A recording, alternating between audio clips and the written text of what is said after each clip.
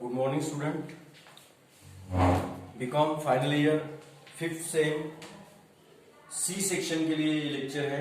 इसके पहले जो है अमलगमेशन का प्रॉब्लम हमने देखे थे, उसमें journal entries in the books of purchasing company, journal entries in the books of vendor company और नए कंपनी की बैलेंस शीट, इतना देखे थे। वैसे उसी प्रकार से नेक्स्ट प्रॉब्लम जो है आपको देखना है।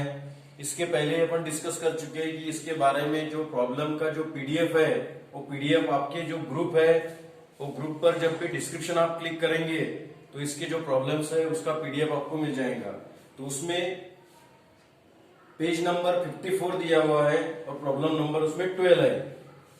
तो ये प्रॉब्लम अमलगमेशन का देखना है BCom final year 5th same के लिए। तो थोड़ा सा प्रॉब्लम तो आप देख लेंगे, लेकिन थोड़ा सा डिस्कस कर लेते हैं प्रॉब्लम के बारे में। Two companies carrying on a similar business decided to amalgamate from 1st April 2019 to Das Gupta company limited. The following are their respective balance sheet. यानी 1st April 1990 को अमलगमेशन हो रहा है। दास कंपनी और गुप्ता कंपनी, एक दास कंपनी है, दूसरी गुप्ता कंपनी है, ये दोनों अमलगमेट होके तीसरी कंपनी फॉर्म हो रही है which is called as Das Gupta company limited on the following terms. और उसके कंडीशंस दिए हैं, तो थोड़ा कंडीशंस रेफर कर लेते हैं एक बार ताकि आइडियाज क्लियर हो जाए। तो बैलेंस शीट दी है दोनों कंपनी की, उसके नीचे जो डिस्क्रिप्शन दिया है वो पढ़ता हूं मैं। Share capital of Das Gupta company limited consist of, मतलब जो नई कंपनी फॉर्म हो रही है उसके बारे में बोला है, consisted of 4,000 shares of ₹100 each fully paid। उसके नीचे लिखा है Das company's goodwill was not taken at book value and was to be valued 2 times the average profit earned by the company during last 3 years। मतलब goodwill जैसे कि वैसे ही नहीं लेना है, गुडविल के बारे में दिया है it is to be valued 2 times, goodwill 2 times लेना है, लेकिन 2 times किसके? the average profit earned by the company during last 3 years। वो भी दास कंपनी के बारे में बोला जा रहा है कि गुडविल डायरेक्ट न लेते हुए 2 times लिया जाए, और 2 times का है कि लास्ट ईयर का जो प्रॉफिट, लास्ट ईयर का जो वैल्यू है, प्रॉफिट है 3 years का, उसका एवरेज और उसके 2 times। तो इसके लिए लास्ट 3 years का प्रॉफिट दिया है। Its profit for last 3 years is 20,400, rupees 21,400 and rupees 26,000 respectively. ऐसा गुडविल के बारे में दिया हुआ है। आगे दिया है value of machinery and car was to be reduced by 15,000 and rupees 2,000 respectively. Patents were valued at 50% and stock was valued at 34,800।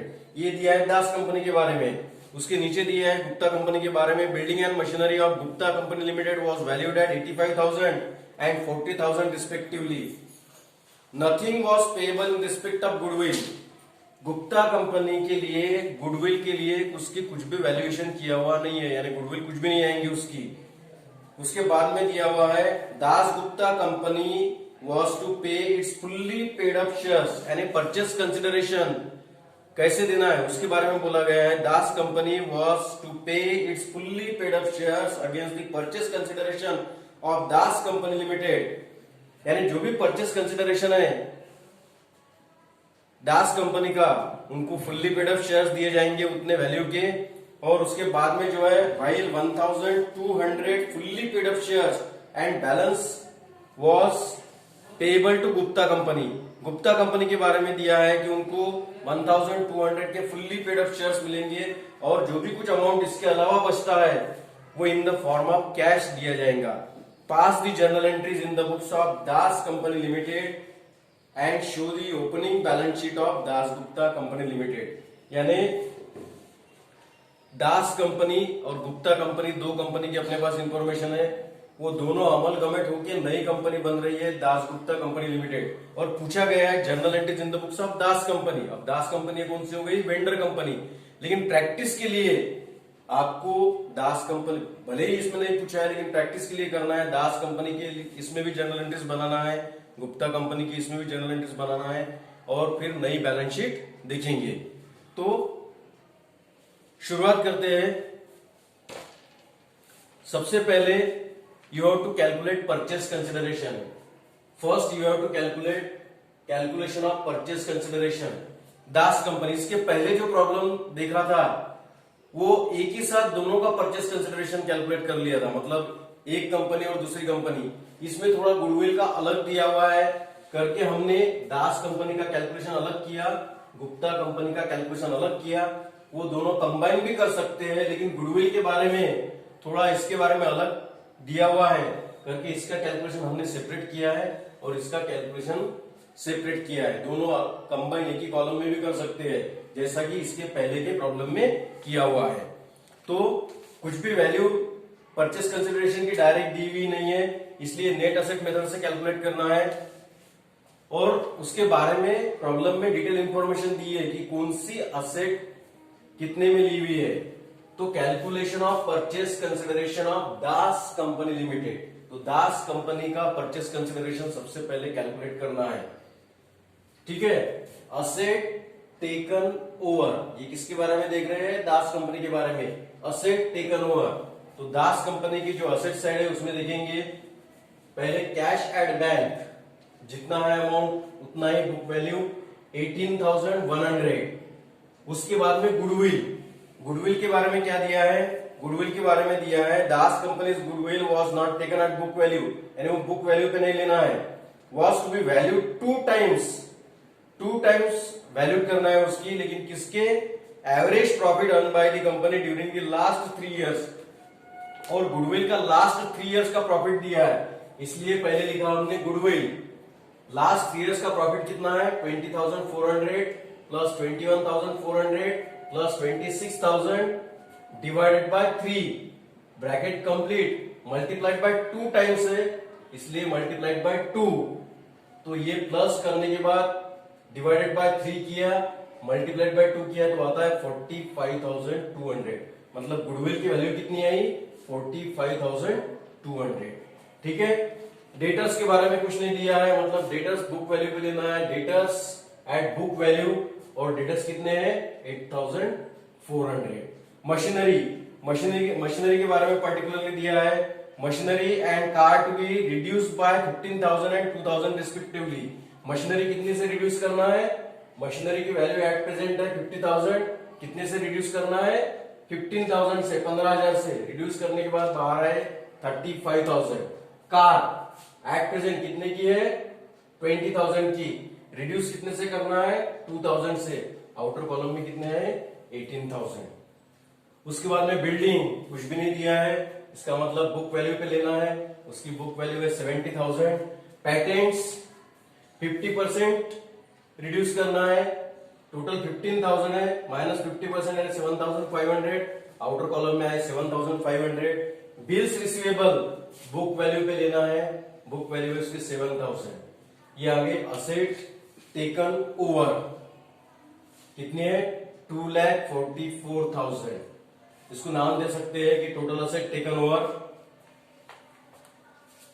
उसके बाद में माइनस लाइबिलिटीज टेकन ओवर, ये जो आया है 2,44,000, इसको नाम दे सकते हैं असेट टेकन ओवर या total asset taken over, minus liabilities taken over. Liabilities लेते वक्त सिर्फ एक्सटर्नल लाइबिलिटीज लेना है। एक्सटर्नल लाइबिलिटीज की लिस्ट अपने पीडीएफ में है कि एक्सटर्नल लाइबिलिटीज में क्या क्या आता है। ये प्रॉब्लम में एक्सटर्नल लाइबिलिटीज में सिर्फ डिवेंचर है, बिल्स पेएबल है और क्रेडिटर्स है, लेकिन किसका लिख रहे हैं हम लिख रहे हैं दास कंपनी का। तो कितना है? डिवेंचर 29,000 है, बिल्स पेएबल कितना है? 5,000 है, क्रेडिटर्स कितना है? 10,000 है। इसकी total 44,000। Asset taken over minus liabilities taken over, मतलब 2,44,000 माइनस 44,000, यहां बचते 2 लाख, उसको नाम देना है नेट असेट टेकन ओवर। क्या नाम देना है इसको? Net asset taken over. कितनी है? 2 लाख। अब जितनी नेट असेट है उतना ही उसका परचेस कंसिडरेशन का वैल्यू कुछ अलग से दिया हुआ नहीं है, इसलिए इतना ही क्या है? परचेस कंसिडरेशन है। इसी को बोलेंगे आप नेट असेट, और यही है अपना परचेस कंसिडरेशन। यानी दास कंपनी को कंपेंसेशन कितना देना है? परचेस कंसिडरेशन या कंपेंसेशन 2 लाख, लेकिन ये 2 लाख किस में देना है, ये इन the form of shares, equity shares, इसलिए क्या लिखा हमने, परचेस कंसिडरेशन। प्रॉब्लम में दिया हुआ है लास्ट में कि दास कंपनी वॉज टू पे it's fully paid up shares against the purchase consideration of Das Gupta company was to pay its fully paid up shares against the purchase consideration of Das Company Limited। यानी जितना भी purchase consideration देना है, कितना देना है, 2 लाख, वो in the form of equity shares, कौन से कंपनी के, दास गुप्ता कंपनी के। तो क्या लिखा हमने, purchase consideration fully paid shares of ₹100 each of Das Gupta company limited. Das Gupta company के इक्विटी शेयर्स मिलेंगे, किसको मिलेंगे, दास कंपनी को, कितने के, 2 लाख के। ये परचेस कंसिडरेशन है, इतना ही purchase consideration should be paid in the form of equity shares. तो कितना देना है, 2 lakh in the form of equity shares. ये कैलकुलेशन हो गया दास कंपनी का। इसी प्रकार का कैलकुलेशन जो है वो गुप्ता कंपनी का करेंगे, इसलिए लिखा calculation of purchase consideration of Gupta company limited. अब गुप्ता कंपनी का परचेस कंसिडरेशन कैलकुलेट करेंगे, इसलिए फिर से लिखेंगे असेट टेकन ओवर। अब गुप्ता कंपनी के असेट, कैश एट बैंक जितनी है उतनी लेना है, कुछ भी नहीं दिया है, इसलिए 19,300। डेटर्स कुछ भी नहीं दिया है, मतलब वही वैल्यू लेना है, बुक वैल्यू 13,700, ये गुप्ता कंपनी का ले रहे हैं। उसके बाद में बिल्स रिसीवेबल कुछ भी नहीं दिया है, मतलब बुक वैल्यू से लेना है 14,000। उसके बाद में स्टॉक कुछ भी नहीं दिया है, मतलब बुक वैल्यू से लेना है 40,000। उसके बाद में बिल्डिंग एज पर वैल्यूएशन जो है 85,000 दिया है बिल्डिंग का वैल्यूएशन, इसलिए 85,000। और मशीनरी एज पर वैल्यूएशन, उसका वैल्यूएशन दिया है 40,000। ये बिल्डिंग भी एज पर वैल्यूएशन है 85,000, मशीनरी भी एज पर वैल्यूएशन है 40,000। यहां एज पर वैल्यूएशन,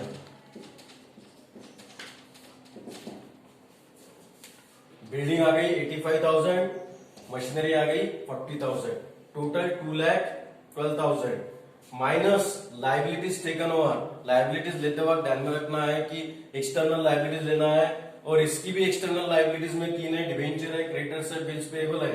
तो डिवेंचर कितने हैं, 40,000 है, क्रेडिटर्स कितने हैं, 32,000 है, बिल्स पेएबल कितने हैं, 14,000 है, टोटल कितने हैं, 86,000। 2,12,000 माइनस 86,000, वो बचते हैं 1,26,000 नेट असेट टेकन ओवर। अब नेट असेट कितनी बची है, 1,26,000, मतलब परचेस कंसिडरेशन गुप्ता कंपनी को कितना देना है, 1,26,000।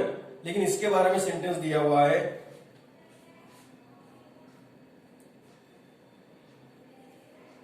while 1,200 fully paid up shares and balance was cash payable to Gupta Company Limited।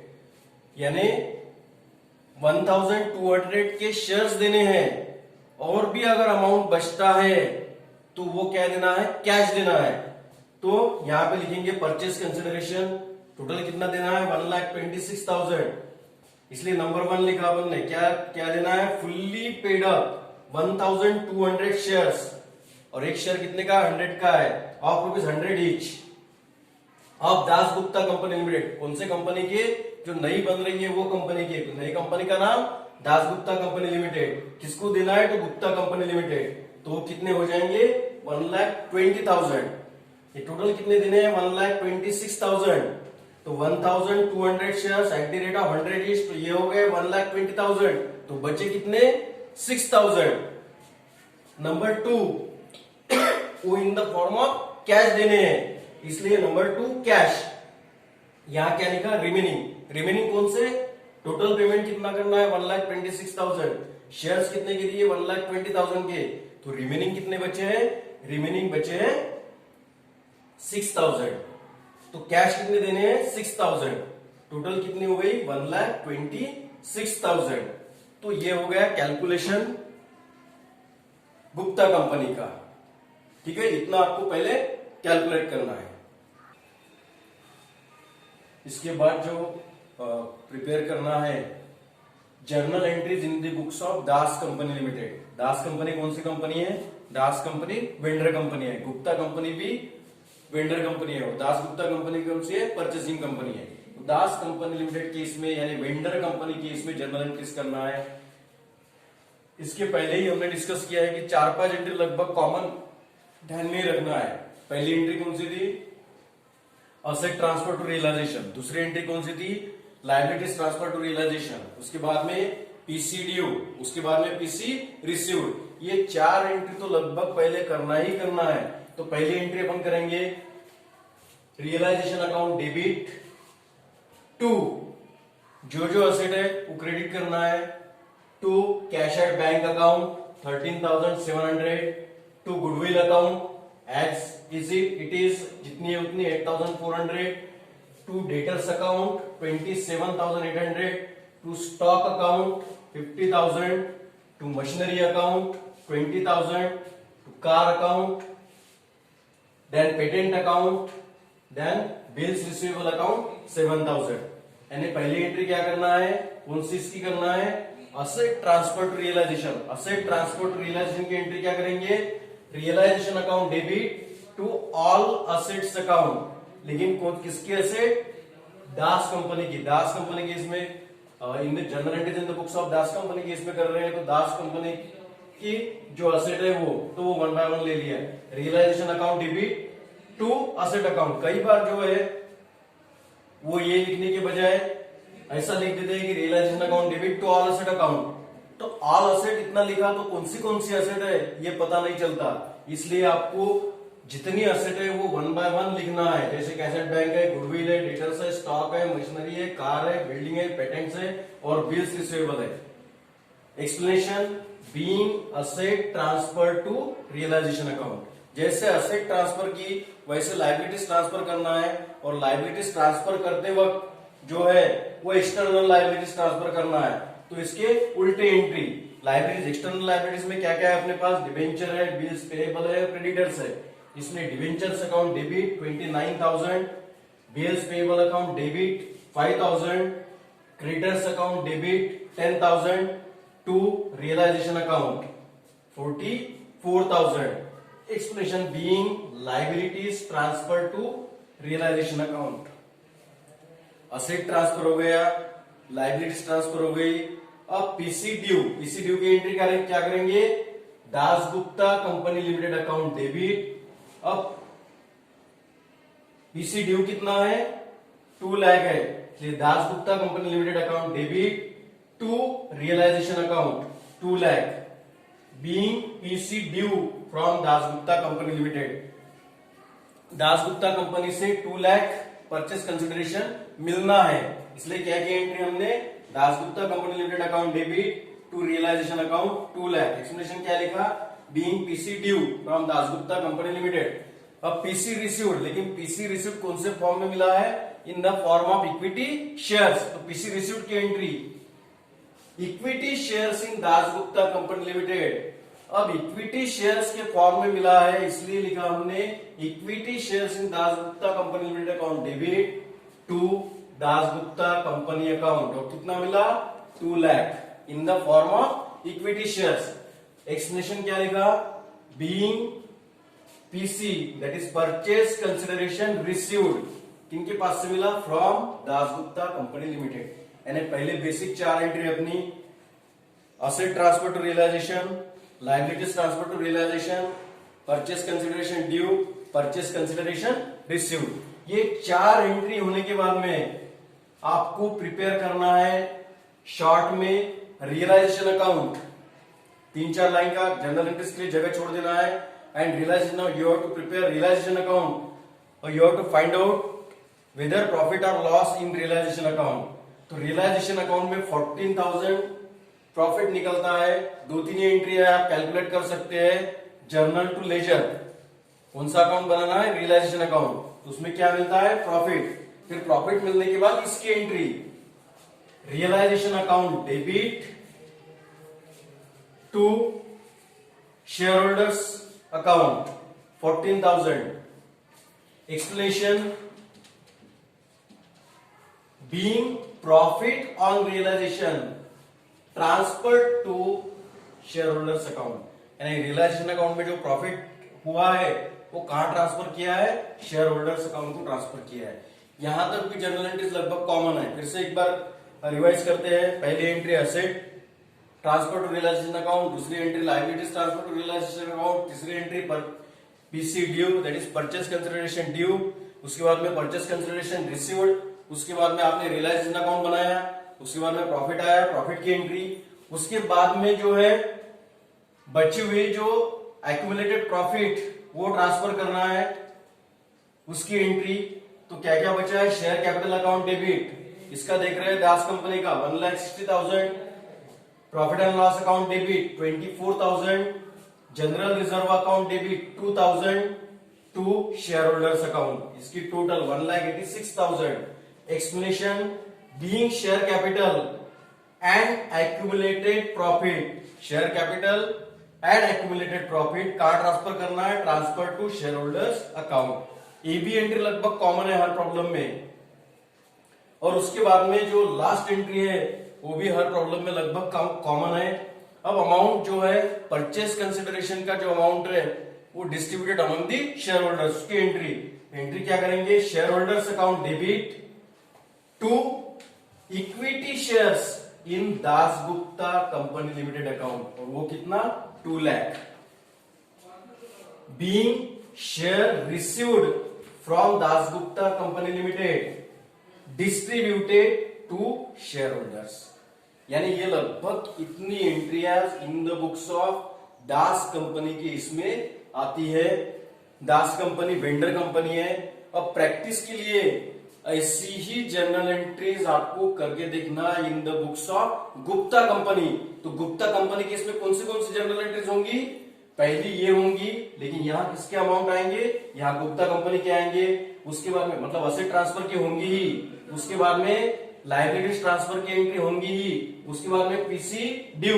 अब पीसी ड्यू उसका कितना था 1,26,000, तो यहाँ कितने आएंगे 1,26,000। उसके बाद में पीसी रिसीव्ड की एंट्री आएंगी, उसके बाद में आप रियलाइजेशन अकाउंट प्रिपेयर करेंगे, वहां प्रॉफिट लॉस आएगा, उसकी एंट्री आएंगी। उसके बाद में share capital and accumulated profit की एंट्री आएंगी, और उसके बाद में amount distributed among the share holders. ऐसी ही जनरल एंट्री जो है वो गुप्ता कंपनी के इसमें होंगे, तो आपको थोड़ा करके देखना है। अब क्या पूछा है, अब पूछा है balance sheet of Dasgupta company after amalgamation, यानी आफ्टर दास कंपनी और गुप्ता कंपनी अमलगमेट होने के बाद में जो नई कंपनी फॉर्म हुई है which is called as Dasgupta company limited, उसकी बैलेंस शीट पूछा है। इसलिए balance sheet of Dasgupta company limited थोड़ा लिख सकते हैं ब्रैकेट में आफ्टर अमलगमेशन, ठीक है। Liabilities rupees, asset rupees. सबसे पहले लिखेंगे अपन शेयर कैपिटल। प्रॉब्लम में दिया हुआ है ऑथराइज कैपिटल, वो है 4,000 शेयर्स ऑफ ₹100 ईच, हो गया 4 लाख। ऑथराइज शेयर कैपिटल है, इसको क्लोज कर दिए।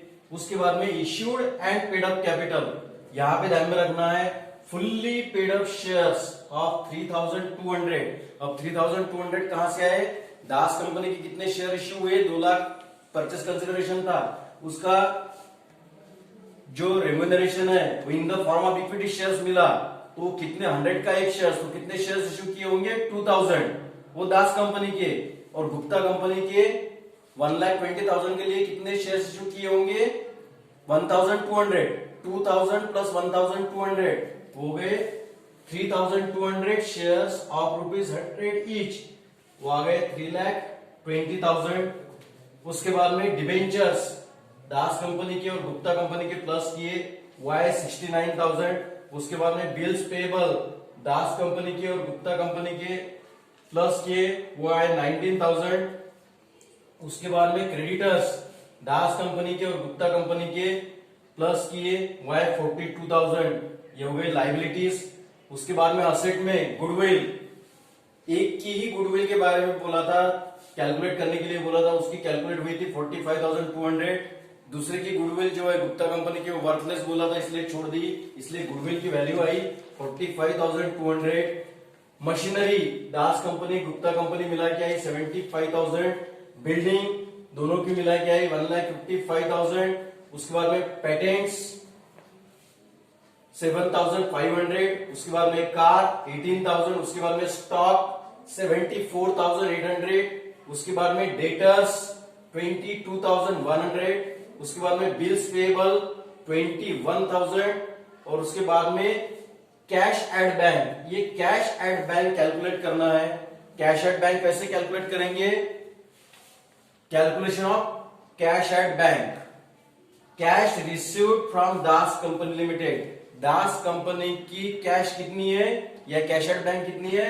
18,100 plus cash received from Gupta company, Gupta company से कितनी मिली? 19,300। टोटल कितनी हुई? 13,700। यानी अपने पास कितनी कैश कलेक्ट हुई है? 37,400 minus cash paid to Gupta company. Gupta company को जो परचेस कंसिडरेशन देना था 1,26,000, तो उसमें के 1,20,000 इन द फॉर्म ऑफ शेयर्स दिए थे और बचा हुआ जो था वो कैश पेमेंट था। तो कैश पेमेंट कहां से किया? वो इसी में से किया, इसलिए -6,000। तो अब बचे कितने हैं? 31,400। तो कैश एट बैंक क्या लिखेंगे यहां ब्रैकेट में? एज पर नोट वो कितना आया? 31,400। और इसके लिए हमने टोटल, तो टोटल कितने आएंगे? 4,50,000। 4,50,000। अब प्रैक्टिस के लिए यानी हमने ये प्रॉब्लम में क्या क्या बनाया? हमने जर्नल एंट्रीज बनाई इन द बुक्स ऑफ दास। पहले परचेस कंसिडरेशन दोनों का कैलकुलेट किया, उसके बाद में purchase journal entries in the books of Das companies यानी वेंडर कंपनी के। इसमें प्रैक्टिस के लिए आपको बोला था कि आप सेम पैरेलल में दूसरी जर्नल एंट्रीज खुद होके करके देख लीजिए। Journal entries in the books of Gupta company मतलब वेंडर कंपनी की जर्नल एंट्रीज आप बना के देख लीजिए। और ये यहाँ पर बैलेंस शीट कैलकुलेट किया जिसकी टोटल आई है 4,50,000। तो इसकी आपने प्रैक्टिस करना है, बाकी नेक्स्ट लेक्चर में कंटिन्यू करेंगे। Thank you.